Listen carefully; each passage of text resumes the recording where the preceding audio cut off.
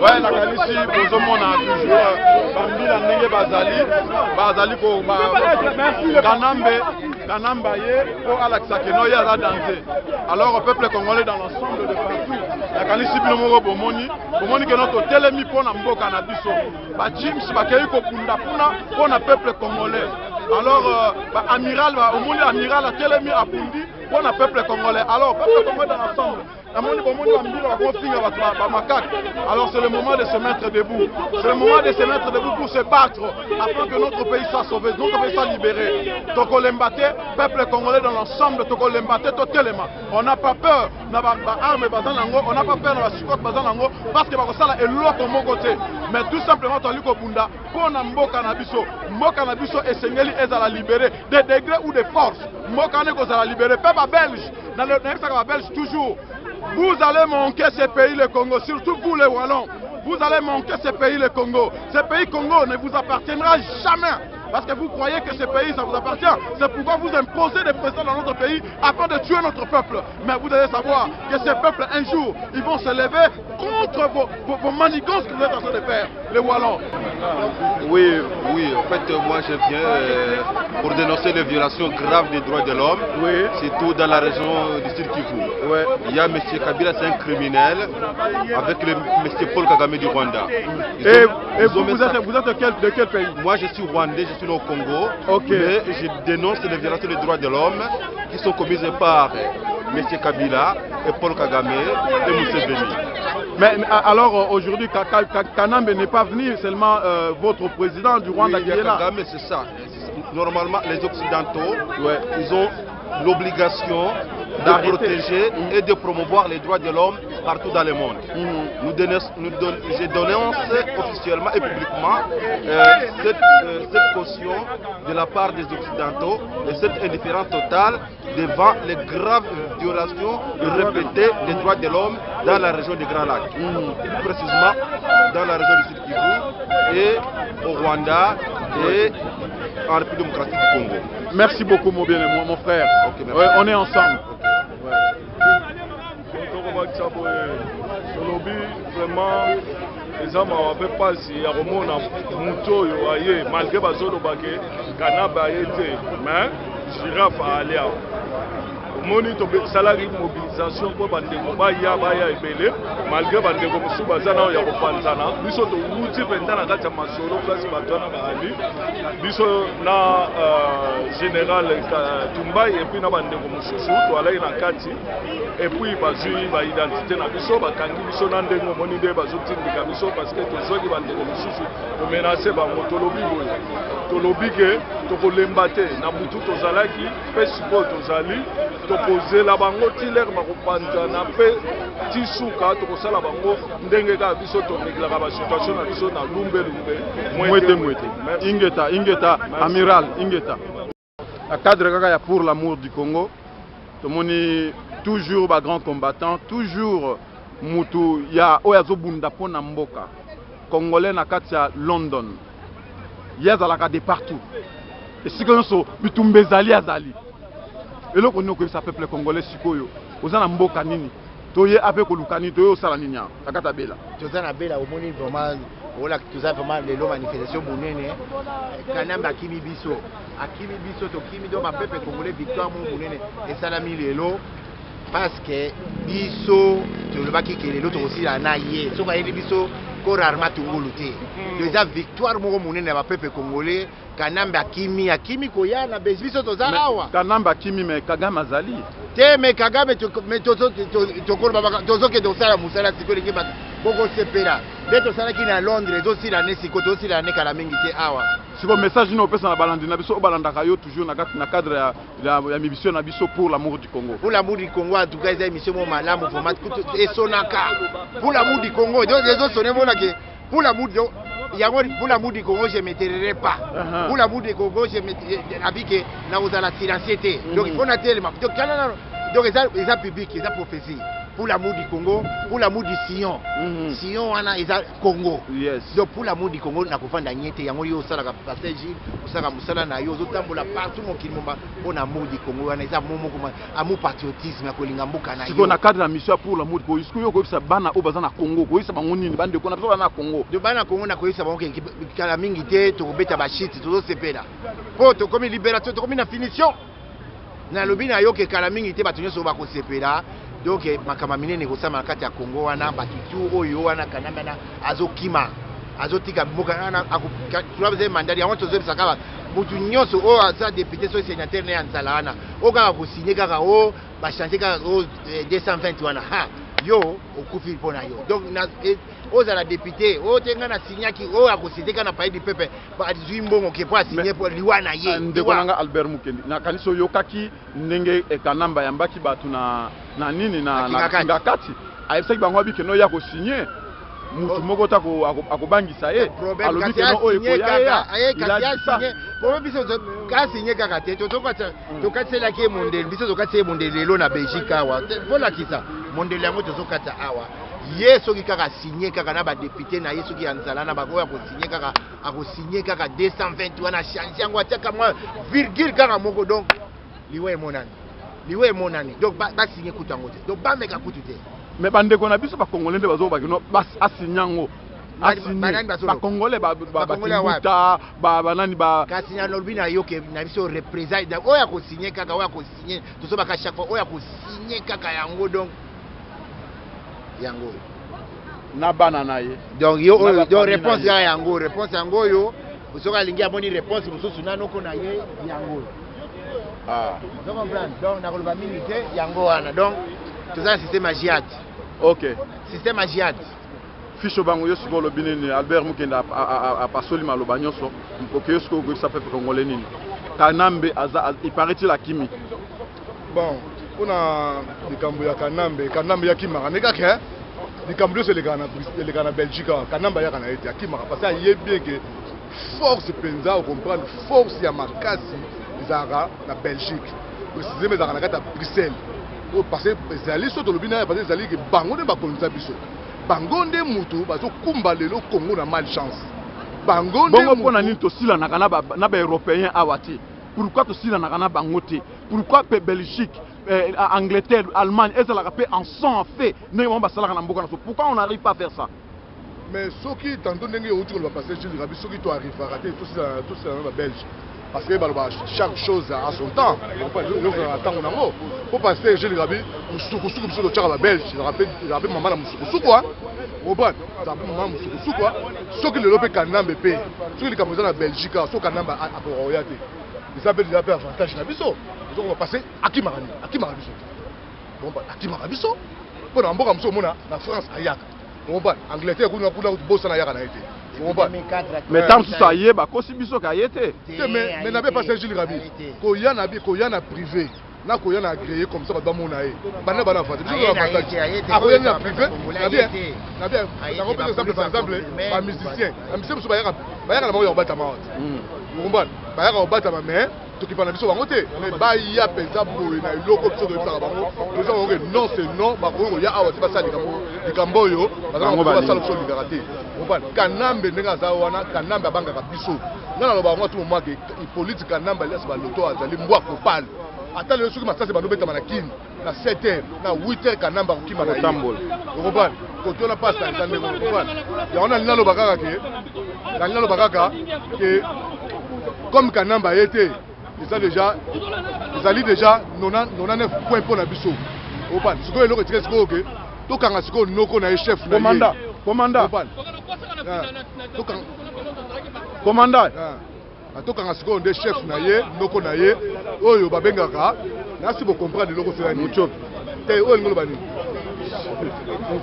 lingo loba tige ya almet sikoyo etikali sikoyo lelo tokotya tige almet oyo lumbe na mwete na lobi su tokotie su lumbe na mwete bana biso tolobaki politique Kanambe laisse baloto dégage un point un trait fiche au banc le grand combattant de Bruxelles l'homme à la barbe fiche au banc. Merci Patrick. Ingeta.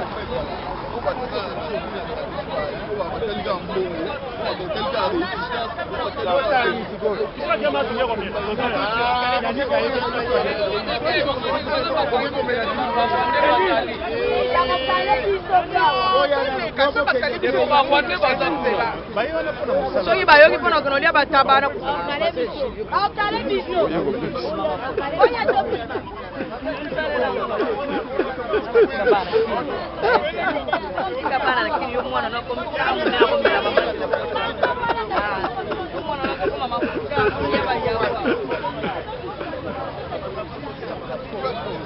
Plateforme, il faut battre surtout la même idéologie.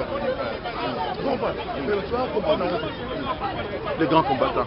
Oh, bébé, vous avez un bébé, si vous avez un bébé, la combattant.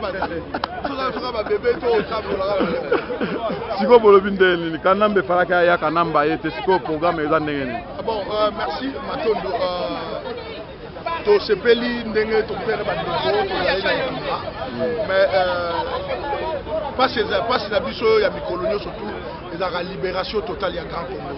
Donc même kanambe adam goutte d'eau na makambo to sala. Donc tozolinga tous ensemble to libérer Congo. En tout cas objectif na biso ya libération totale à Congo. Mais la action surtout les alliés net action les action moko ya mike pour se manifester, nous serons toujours présents pour nous relakisa la face du monde que nous sommes des Congolais, nous avons existé, mais notre grand souci est la vraiment libération totale du Grand Congo. Peut-être est-ce que tu as sûr que non, que les Congolais existent? Tu as sûr vraiment dans le il y a des Européens, il y a des Belges, les Congolais existent? Matondo, exactement que par nous exister. Notre droit d'existence est d'aller à Bissomo d'abord naturel.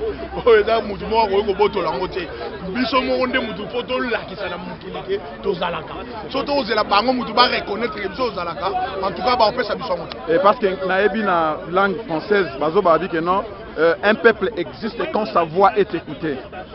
Et alors, Bisso apparemment, c'est comme si notre voix n'est pas écoutée. Donc, quand la voix d'une personne est écoutée, cela veut dire que la personne existe. Mais quand sa voix n'est pas écoutée, donc cela veut dire qu'il n'existait pas. Bon, on a la coordination un peu parce que voix n'a Bisso de coexister. Parce que nous, on peut un message n'a Bisso. Sauf que, par partie adverse, ils ont fait exprès, il y a beaucoup de messages n'a Bisso. Mais au fond, parce qu'ils vont répondre, l'action et aller en guise, il y a un message n'a Bisso.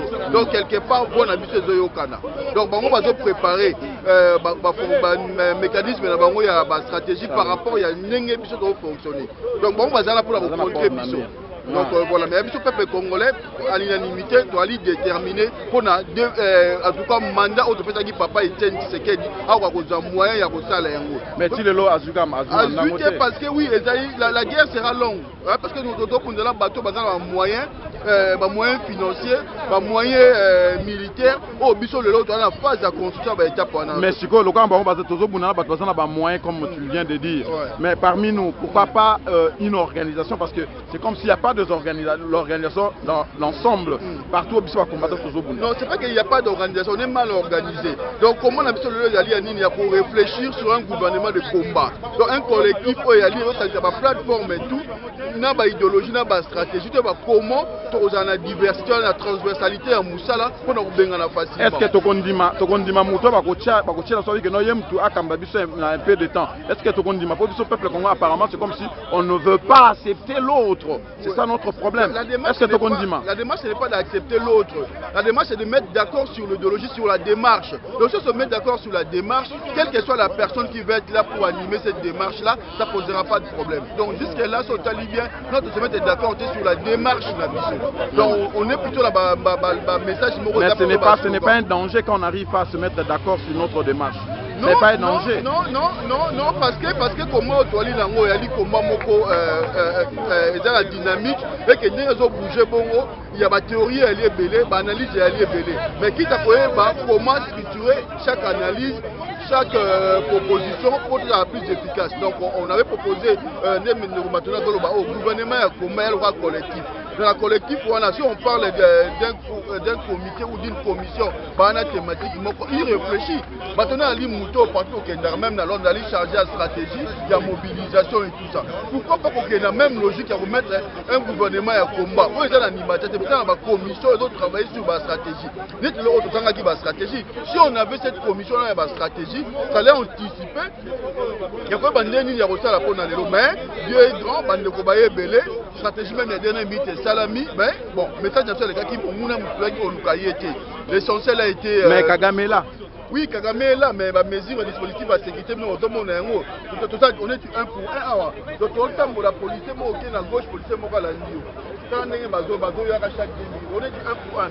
Donc, un Congolais avec un policier derrière lui. Donc, ça, on est à gauche, on est à gauche. Donc, ça complique un peu. On a changé combien de lieux déjà. On a un biseau. Donc, en tout cas, Ndeko, et c'est là au moins il y a Luka, Ndeko Rabi, il y a Solana, Ndeko, tout un gouvernement à combat. Donc, si on a un stade où il y a il faut mettre en place l'idéologie, la stratégie. Parce que en Belgique, c'est une petite organisation. Il y a un vote pour tous sont ensemble pour marcher ensemble. Mais vous savez l'histoire, comment ça s'est terminé. Comment ça s'est terminé pour dire que non, nous les Congolais, nous n'arrivons pas à nous mettre ensemble et mettre des institutions, des principes qui doivent nous diriger. Oui, et donc c'est là qu'il y a Belgique parce que l'idéologie a commis ça qui m'a porté. C'est mon qui est battu la barrière française na bango, agenda na bango. Non, avant on était ensemble. C'est quand maintenant il y a eu le principe tout est vendu en place. Et qu'il y a eu quelqu'un qui a été abîmé le c'est alors qu'il y a eu des amalgames. Non, je vais revenir un peu sur cette question-là. Paramètre analyse est ébélé. Mais pour nous, on a critiqué celle qui charge dans le règlement d'intérieur. Il y a qui bâclé, il y a qui n'a pas insuffisance, il y a vide juridique ébélé, il y a qui compliqué. Dans le cas de contentieux, pour nous, et effectivement, celle qui choisit des idées qui moutou. Donc il ne fallait pas la solution, mais plutôt la terme à compromis, mais il y a fonctionner par rapport à la différence sur le salamaki. Il y a un mécanisme, il y a gestion, il y a un conflit, il y a différent. Donc là, c'est différents.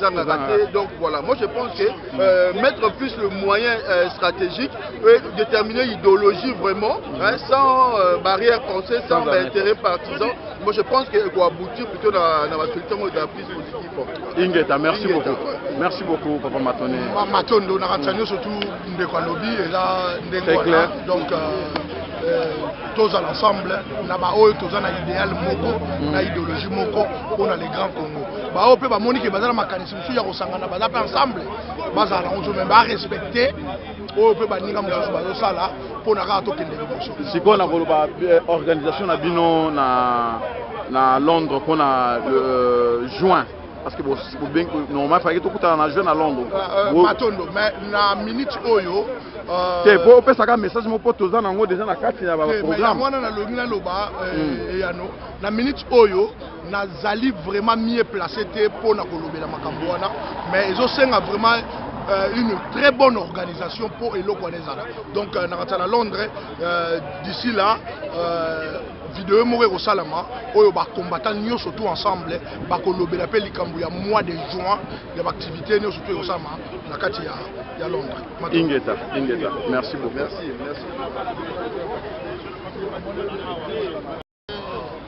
Bon, on a passé au Hollande. Mbote Nabino, pas grand combattant. Nous avons toujours dans le cadre de l'émission Nabiso pour l'amour du Congo. Pour l'amour du Congo, comme tout le monde toujours, on se taira point et on se fatiguera jamais. Bon, si pour le lot, toye a wanakati à Belgique, situation ni nezoleka, kanam bébé a été. En tout cas, yo me pose la cima caméra. Tout d'abord, on met le nom à beaucoup. C'est pour ça qu'il y a un Zambé.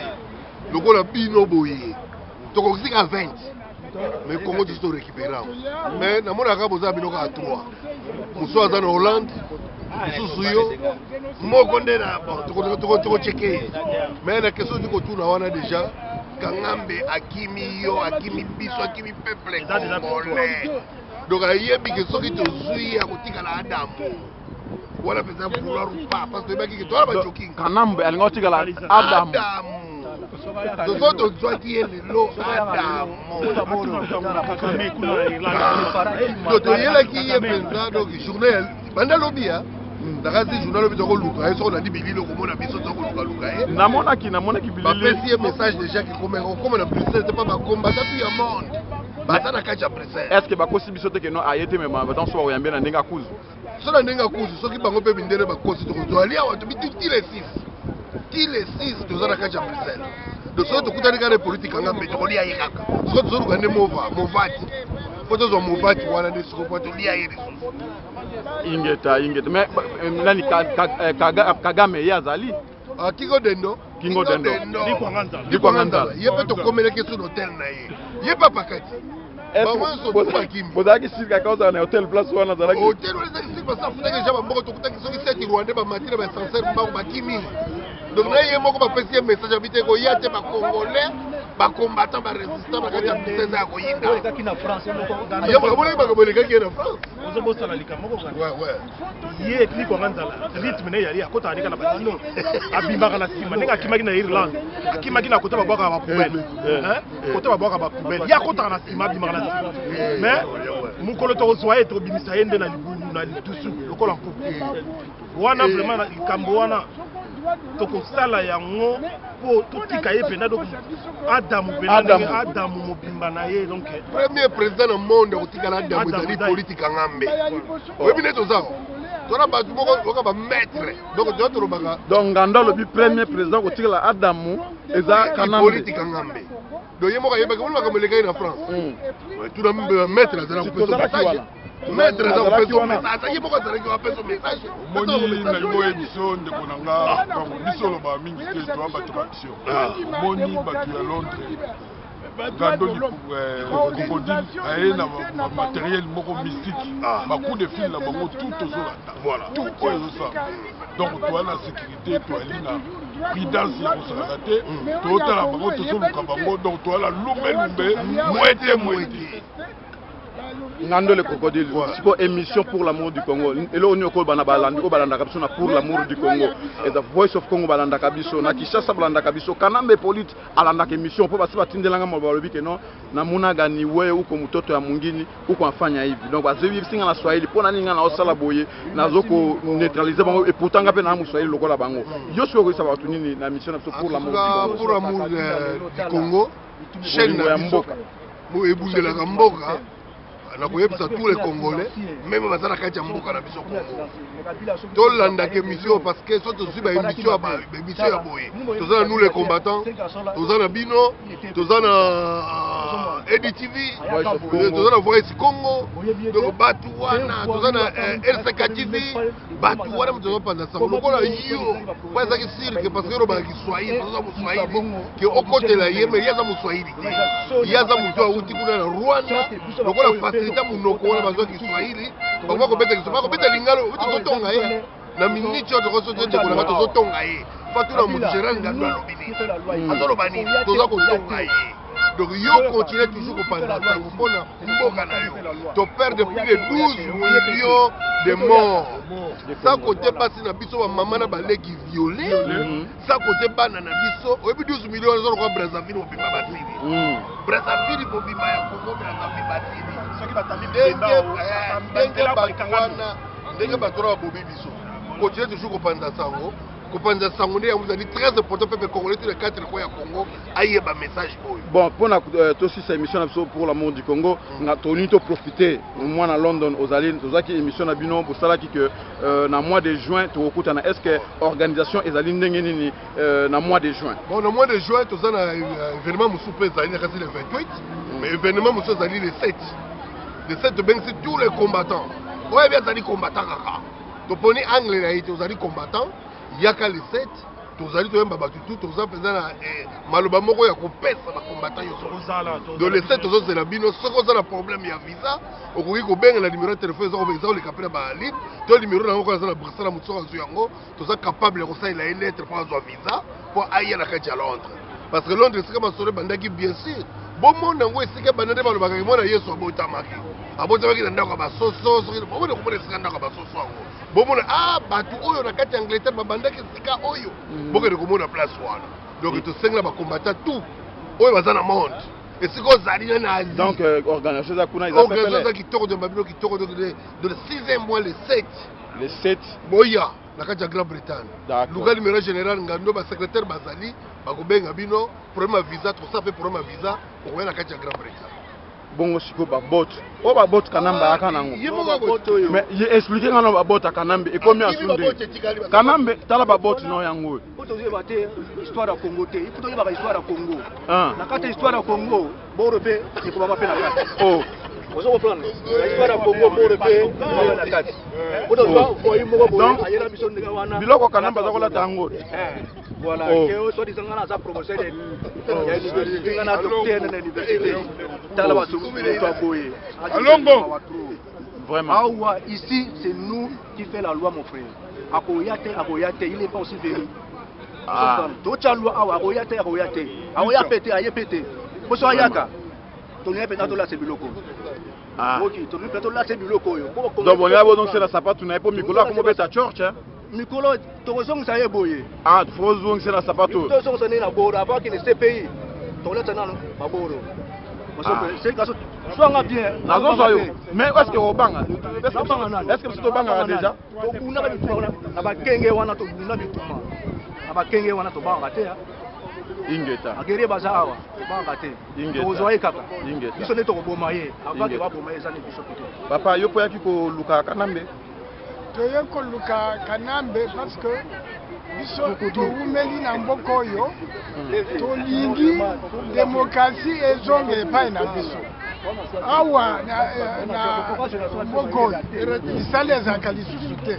donc tokosala nini tozonga epai na biso parce que kuna misala eza ebele mais batieli biso dictateur moko oyo babengi Joseph Kabila bamosusu balobi kanambe hippolyte mais moto wana nani aponi ye balobi il faut démocratie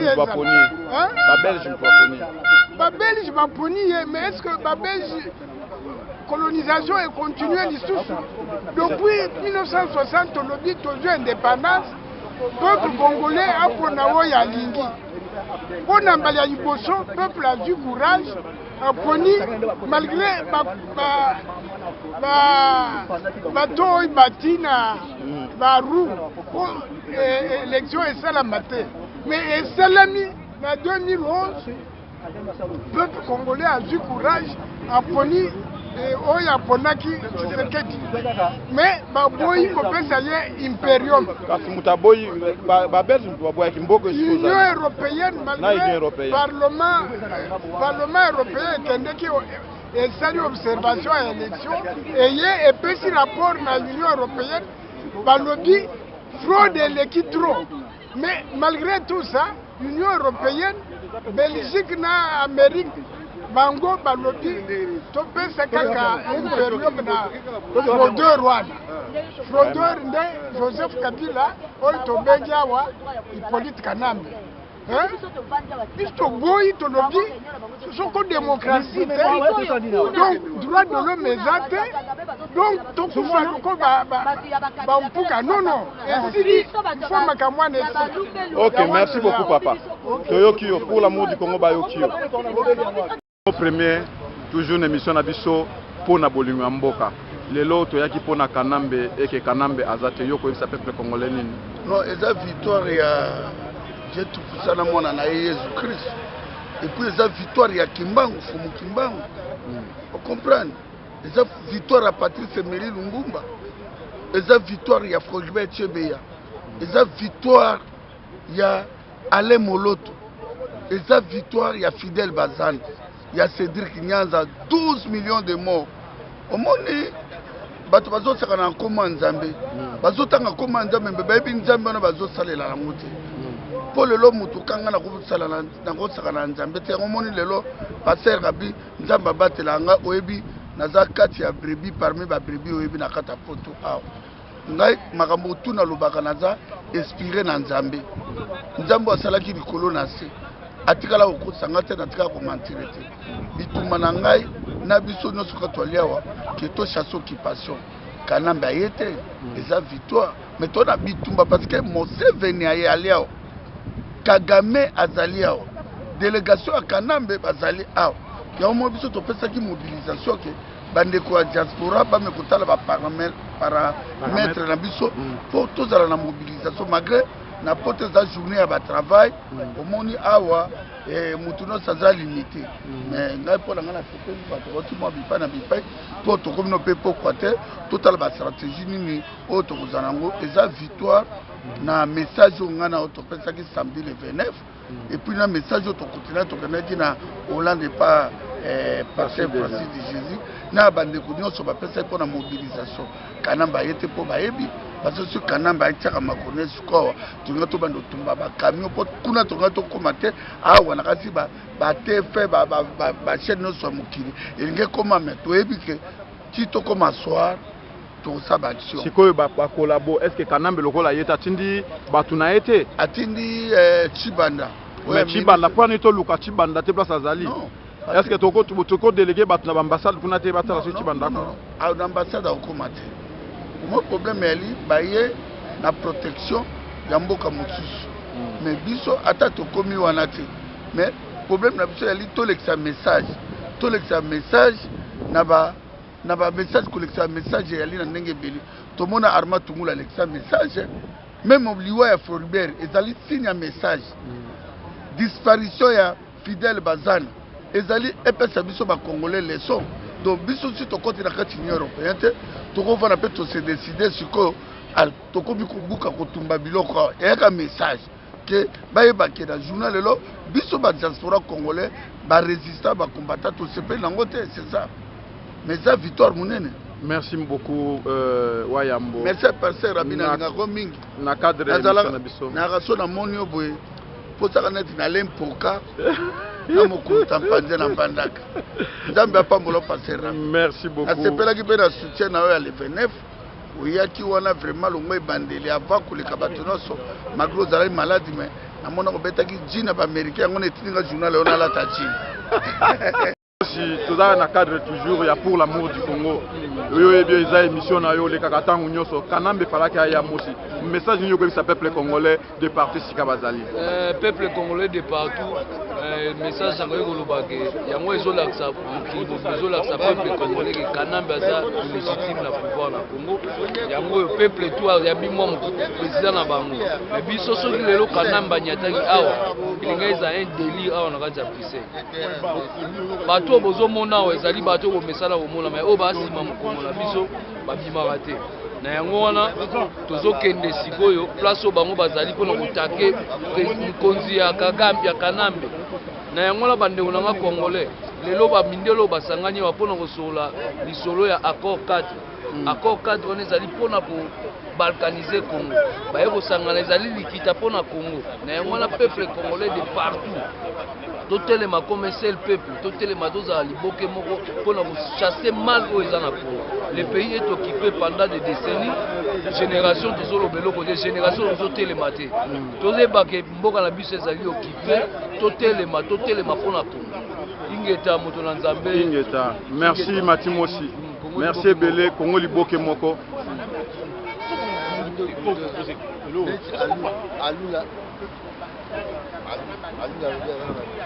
les grands combattants les lots sont aux gens qui sont dans la terre ya Belgique mais Kanamba était message nous oui message ya bi ba faire en haut tara ndo binayi donc job 3811 donc tina longo wana na ye awa to gagner na ba forfait ils vont pesa biso kanda biso lima ba adversaire ba côte pe na terrain to betani pe qui vivra verra to moni pe wango photo mona to lokola kimi to tala la rara dendo dendo siko to lunga to lia ngo ba msuba bana fufu ba msuna kwanga mais to se comprendre po bana kin baso trahir biso pe moi tronde pe bandi on a biso bande nous ba auto trahir biso donc to comprendre beaucoup mo lo ba chinois biso to lo ba to so solo la kota mboka mais to comprendre bana kin boye ba ki makambu oyo ezaka ki biso photo ya kuna to ebisa bino que Joseph faut akende lokola pe mama chala mwana cheli biso libaya mais acheli bino libaya bike nazo obeta na zene